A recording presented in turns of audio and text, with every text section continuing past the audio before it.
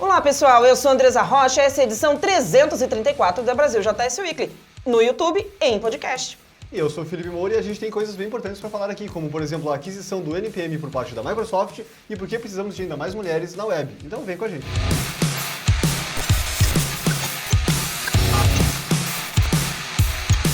Como você já sabe, toda vez que eu apareço também para falar de eventos, a gente acaba fazendo um apanhado geral de tudo que a Brasil JS está planejando para o ano.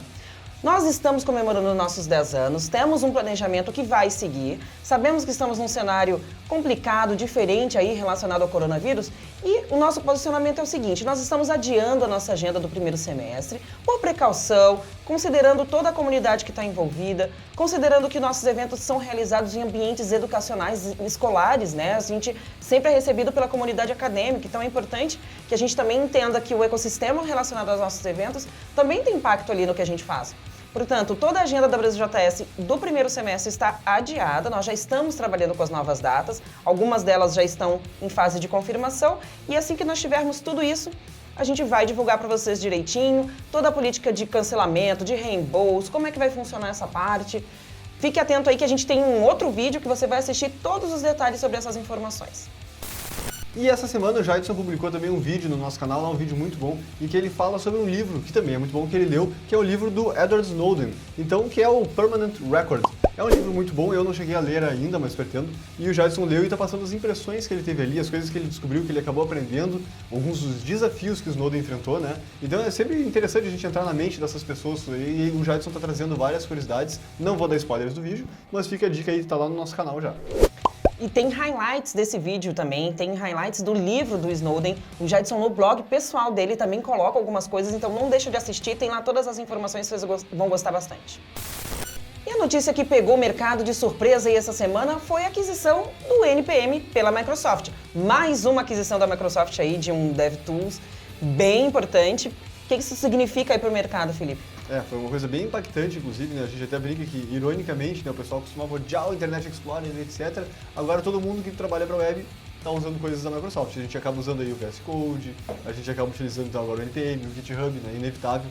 Então a Microsoft está realmente investindo muito pesado em comprar essas empresas assim. Aí está acabando meio que centralizando tudo debaixo de um mesmo guarda-chuva, o que é meio preocupante, né? Eu quero ver, né, eu tento ser positivo aqui, quero ver que com bons olhos nós temos a chance de algumas coisas, como por exemplo, eles compraram e prometeram que vão resolver alguns dos problemas, como a experiência, né, do core do NPM, eles ficaram de melhorar também a parte de publishing e multi-factor authentication, o que é importante também, que hoje não tem, né? E um dos principais, que é a infraestrutura dos registros da plataforma. Então, realmente, o NPM tem alguns problemas nesse sentido. Uma curiosidade é que há uma weekly atrás, a gente comentou ainda que um dos pessoais lá da NPM estava justamente criando um formulário, lá, uma enquete, perguntando assim, o que vocês acham, né, qual a impressão que vocês têm do registro do NPM, etc. E eles tinham um ar muito positivo, eles estavam falando muito tipo, por que tu mudaria? Não precisa. E eu acho que sim, precisava mudar várias coisas, né? E talvez esteja alguma coisa relacionada, eles já deviam estar caminhando em negociações com isso. Também não foi dito aqui o valor que eles fecharam a negociação, né, nem quando isso possa ser em vigor de fato, mas ainda foi para aprovação essa compra. Eu particularmente sou bem contra essa concentração, esse excesso de concentração, principalmente uma questão muito técnica. Essa concentração de empresas não me agrada muito, mas vamos continuar acompanhando para saber o que vai acontecer. O GitHub melhorou muito, né? Todas as melhorias que o GitHub vem implementado, a gente tem acompanhado também, os desenvolvedores têm gostado bastante do que foi feito e está sendo feito no GitHub, mas eu costumo ser mais cautelosa em relação a essa concentração de empresas com tudo, né? Com todos os pacotes que vocês mais usam. É verdade. Então a gente tem que realmente acompanhar com cuidado isso aqui. Eu estou torcendo para que boas coisas venham sim, mas realmente tem um preço aí em cima disso. A gente tem que manter o olho aberto, né, para acompanhar, para não ter nenhuma surpresa mais para frente também. Por que a web precisa trabalhar para mulheres e meninas? Esse é o título do artigo do Tim Berners-Lee, ninguém mais, ninguém menos que o inventor da web. O Tim colocou aí em comemoração ao 31º aniversário da web, ele fez um artigo falando sobre várias coisas e a priorização do que a Web Foundation vai começar a trabalhar. Começar não, vai continuar trabalhando o que vai ser prioridade daqui para frente. Ele coloca os desafios de fazer uma web para todas. Por que a web não está funcionando para mulheres e meninas? O excesso de abuso, falta de acesso, alto valor para você poder ter acesso à internet também. E ele coloca que a Web Foundation vai ter alguns tópicos muito importantes, prioritários a partir de agora. Ele já vem trabalhando falando bastante sobre equidade de gênero e agora eles colocam isso como prioridade de 2020 até eles conseguirem alcançar os objetivos com todas as pessoas que assinaram o contrato da web. Isso é importante, eles vão forçar as empresas que falaram e assinaram o contrato da web a trabalhar sobre isso. Então ele coloca alguns tópicos bem importantes sobre o que eles vão começar a fazer na Web Foundation. Priorizar o registro de dados sobre violência online. Realmente, isso não acontece muito, não tem reporte. Onde é que se guardam as informações e onde as pessoas podem fazer denúncias sobre violência online? Implementar igualdade de gênero por design. Governos e empresas devem criar todos os produtos, políticas e serviços com base em dados e comentários de mulheres de todas as origens. Também é bem importante, né, a contribuição de várias mulheres para melhorar tudo que a gente recebe aí em termos de web. Um outro tópico que ele coloca também é construir proteções legais. Os governos devem desenvolver leis que responsabilizem os autores pela violência online. Isso é super importante. A gente acha que vem uma pessoa ali fazer um hate num vídeo, por exemplo, de um canal super famoso, e isso vai ficar impune, isso vai ficar em vão. Aqui na Brasil JS a gente já está começando a fazer vários registros sobre isso. Em breve vocês vão ter aí novidades sobre a nossa política relacionada ao monitoramento da violência online. Então, as pessoas têm que saber que isso vai ter punição. Não é simplesmente você ir lá, praticar a tua violência e achar que vai ficar por isso mesmo. Não vai ficar. Então, acompanhe que vão acontecer muitas coisas em relação a isso. E, além da responsabilização, convocar as autoridades para que essas pessoas respondam a processos e respondam quando as leis forem violadas. Isso é bem importante. E, por último, o TIM convoca todos nós que usamos a web, que temos aí acesso, para que a gente seja um espectador ativo. Devemos todos falar quando vemos danos contra mulheres e meninas online, ou seja, não basta que você não goste da violência, não basta que você não aprove, mas você tem que combatê-la. Quando você assiste a um tipo de violência online contra mulheres e meninas e você fica como um sujeito passivo, de uma certa forma você está contribuindo para que aquilo continue acontecendo. Porque as pessoas, elas não têm limite, né? Elas seguem fazendo, aquilo segue acontecendo, elas fazem sem nenhum pudor. Então, você que assiste algum tipo de violência e não faz nada, pensa bem se você não pode intervir e começar a fazer com que essas pessoas tenham vergonha e principalmente medo de serem punidas por estarem praticando um ódio gratuito na internet.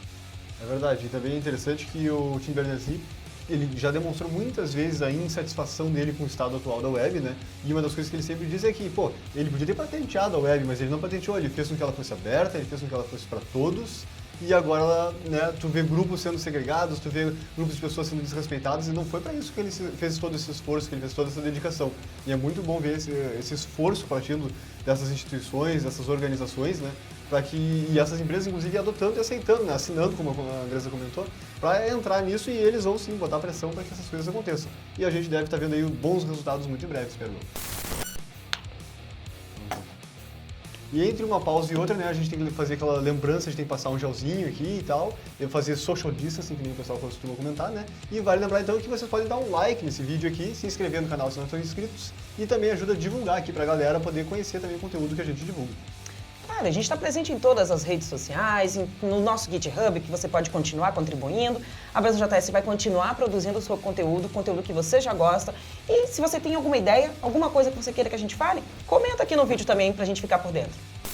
As coisas horríveis... Tu pega um time quando eu tô bem...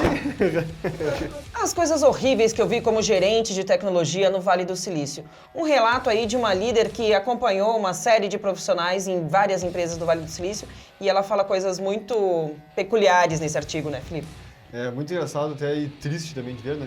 E uma das coisas que ela salienta muito é que o pessoal parece estar meio mimado lá, né? Então essa indústria da tecnologia e essa velocidade das startups, etc., acabou fazendo com que eles ficassem meio mimados. Então ela comenta de ter sido acordada com mensagens com fotos de vasos sanitários que estavam transbordando, cheios, né? Porque o pessoal não conseguia resolver e sair, então no final a ideia ela tinha que ir lá resolver. E ela era responsável por cuidar do ambiente, né, para todos eles. E ela diz que cuidar do ambiente com esse monte de gente que está muito mimado é bem difícil, é bem desafiador. Então ela fala sobre o pessoal colando post-it em parede que tinha sido recém-pintada. Ela fala sobre o pessoal virando potes de massa ou coisa assim inteiros na pia e saindo, deixando lá para ela resolver depois. Então, discussões sobre como os limões eram cortados antes de serem colocados dentro dos jarros de água. Eles têm muita água com sabores lá, né? A forma que o limão era cortado. Então, o que ela comenta e critica muito ali é isso, que a indústria meio que fomenta esse tipo de comportamento, o que não faz nenhum sentido e não deveria ser uma realidade, né? Então, ela está levantando vários pontos aqui que são realmente relevantes, inclusive para a gente pensar, tu vê esse tipo de coisa acontecendo na tua empresa? Faz sentido? Tu acha que é ok continuar desse jeito assim? E muito conectado aí, então, a quem entra e acessa a internet, né, nós temos aqui uma notícia muito legal, que é uma evolução do Chrome DevTools lá, que inclusive saiu no Twitter aqui do Matias Baines, que deu uma palestra já na Brasil Test muito boa, que está lá no nosso canal do YouTube. E aqui ele está falando sobre simulação para pessoas que têm deficiência visuais. Então, muito interessante, uma ferramenta para tu poder visualizar, testar como é que essas pessoas enfrentam esse tipo de problema, como que essas pessoas vão acabar acessando o teu site ou não conseguindo acessar o teu site, né? Então, realmente é uma coisa fundamental, as pessoas esquecem e uma das maiores desculpas para não fazer isso é mas eu não consigo testar, eu não tenho ferramentas, eu não sei bem onde procurar ajuda para fazer esse tipo de coisa. Então pronto, agora está lá nativo no teu navegador, não tem mais desculpa, né? E como sempre, a gente falando de segurança aqui, né, privacidade, segurança e todos esses assuntos que são muito importantes e talvez agora, nesse momento de confinamento, de home office, esses assuntos estejam mais em voga e a gente vai começar a falar um pouco mais ainda. E aí, levando isso em consideração, uma investigação do BuzzFeed descobriu que algumas das apps mais populares de adblockers e VPNs estavam armazenando dados de navegação de usuários e comercializando esses dados, né? Então, essas apps já foram excluídas aí do Google, de outras plataformas, porque afinal de contas a gente conta com esse tipo de tecnologia para se proteger e acontece esse tipo de coisa. É sempre assim. Então, estejamos atentos a tudo, troquemos informações uns com os outros sobre plataformas seguras de desenvolver o seu trabalho. Agora, nessa época que a gente vai estar ficando mais em casa e utilizando outras redes, trabalhando remoto, isso vai ter uma importância muito grande. Como é que as empresas estão se preparando aí para esse trabalho remoto? Será que as nossas redes vão conseguir suportar também? A gente tem que pensar bem sobre isso e a gente vai explorar bastante esse assunto de segurança por aqui na Brasil JS em seguida. Inclusive, eu vi que o Dropbox já teve problemas, que agora muita gente está trabalhando de casa, e daí o Dropbox já começou a dar umas tropeçadas lá. Outras plataformas e outros serviços provavelmente vão enfrentar problemas também. E nesse caso ainda do Adblockers e VPN está altamente conectado com isso, né? E no Adblockers a gente confia muito no Adblocker, porque tu tem que dar permissão total para ele justamente ler tudo que tu está navegando, porque ele bloqueia na raiz, ele precisa acessar a tua navegação para poder bloquear esse tipo de requisição, né? E aí tu dá essas permissões e ele usufrui disso, né, para outros sentidos. E tem muita gente aí que ainda pensa que CSS é só para fazer alguns efeitinhos no site, deixar bonitinho, etc, mudar as cores, mas o CSS é muito poderoso. Às vezes a gente esquece de quão poderoso ele é. E nós temos aqui então um projeto muito legal de Ben Evans. Inclusive o site dele é muito legal, se vocês quiserem dar uma olhada lá no portfólio dele, é muito interessante, ele tem várias coisas, né? E ele tem um trabalho que ele faz em casa por lazer, que é arte com CSS. E ele tem aqui o que eu linkei aqui, então é na verdade uma imagem, né, uma foto muito bonita ali do pôr do sol, e essa foto é feita de divs. Então são um monte de divs ali e um monte de CSS, né? Em cima dele não tem nenhuma linha de JavaScript, inclusive, mas o CSS ele bem poderoso, bem complexo e que deixa a imagem linda. Olhando assim, não tem como tu imaginar que aquela imagem ali, na verdade, não é uma foto, né? Ela é uma imagem construída em código. E ele tem no portfólio dele algumas outras, inclusive fotos de pessoas, que tu olha uma pessoa perfeita e na real são um monte de divs. É bem impressionante, fica a dica aí. E está no ar a temporada 2020 daquele que é o podcast mais perifatécnico, mais lindo, só com ícone aclamadíssimo, que é o Quebra Dev. E eles lançaram agora um episódio sobre mulheres na tecnologia, sobre as vivências de mulheres na tecnologia, e foram várias vivências diferentes, só ícones, só mulheres, só cristais lapidados. Então tem ali a Amanda Silva, a Fábio Ferlinha, a Jéssica Rapache, a Luísa Araújo, a Tássia Lima e a Sui Kimura. Elas falam sobre as vivências de mulheres na tecnologia, como elas entraram, como elas ingressaram, como foi difícil a vivência da mulher periférica também tentando ingressar na tecnologia. São histórias muito legais, emocionantes também. Então, vai lá, começa a ouvir o Quebra Dev. Se você nunca ouviu, você está perdendo tempo da sua vida não ouvindo o Quebra Dev. Então, eles já estão lançando vários episódios um atrás do outro. Tem outro já que eles lançaram também essa semana sobre capoeira, história. E eles estão com tudo, estão lançando vários episódios e, inclusive, sem querer dar spoiler, mas já dando spoiler, há boatos de que alguma coisa aí vai acontecer entre Brasil JS e Quebra Dev de novo em 2020, muito maior ainda do que foi 2019, quando eles estiveram na Conf. Então, dá o play lá no podcast do Quebra Dev e fica por dentro do que eles estão fazendo. Estamos chegando aqui naquele momento filosófico que a gente tanto gosta aqui da nossa Brasil JS Weekly. E a frase da semana é a seguinte: parte da falta de humanidade em um computador é que, uma vez bem programado e trabalhando de forma correta, ele é completamente honesto. Essa é uma frase de Isaac Asimov, então ele realmente está comentando sobre o fato de que humanos mentem, né? E o computador não vai mentir pra ti. Inclusive, quando eu tô programando, às vezes eu fico indignado. Eu sei que isso aqui devia estar funcionando, mas só que depois eu penso, se não tá funcionando é porque eu estou errado, a máquina nunca tá errada, nunca tá mentindo pra mim, né? E com essa frase muito, né? A gente encerra a edição 334 da Brasil. Que a gente encerra a 300 da Brasil. Brasil. Ela vai fazer. É que ela nunca fala essa palavra, é muito raro ela falar essa palavra. É verdade. Da Sério? Sério? Brasil, cara! Brasil. Funcionada, que ela não consegue dizer a palavra. Gente, meu Deus, tá, fala tu, começa tu, eu só termino, tá? Vai? Não vai. É. E com essa bela frase, nós encerramos aqui a edição 334 da Brasil, parece... E com essa bela frase, terminamos aqui a edição E encerramos assim então a edição número 334 da Brasil JS. Não, é mesmo dessa.